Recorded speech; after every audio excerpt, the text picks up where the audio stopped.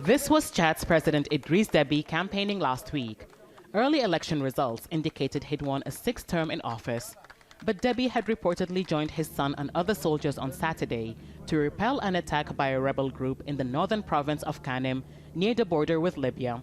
According to the military, he was severely injured, and on Monday it announced his passing. It says it's created a transitional military council led by Deby's son and has suspended the constitution. A transitional government will be put in place. New republican institutions will be put in place to facilitate the transition by the organization of free, democratic and transparent elections, following the spirit of sacrifice that the Marshal of Chad had fought for all his life, right up until his last suffering. In the capital, where people celebrated Deby's election victory the night before the announcement, there were mixed reactions.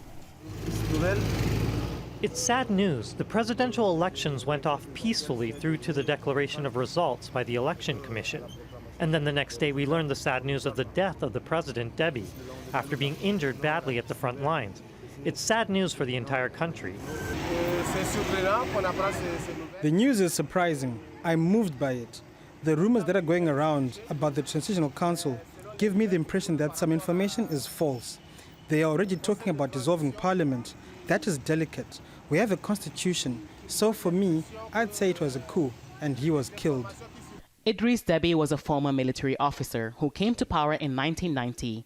He'd faced numerous coup attempts and his opposition accused him of ruthlessness. The rebel Front for Change and Concord group wanted to remove Deby as president. It attacked a government position at the border on election day on April 11th. Chad's closest ally, France, provided its military with logistical support and intelligence. It seems like the removal of Deby has not changed the military situation. And as long as the military remains largely loyal to his son, which seems likely to be the case given that he used to be the commander of the Presidential Guard and the Chadian Army's best units. He's a 4-star general. He's only 37 years old. If he can keep that loyalty, then there's no way the rebellion can take advantage of that any more than they could have under his father. More than 300 rebel fighters have reportedly been killed in the fighting during the past few days.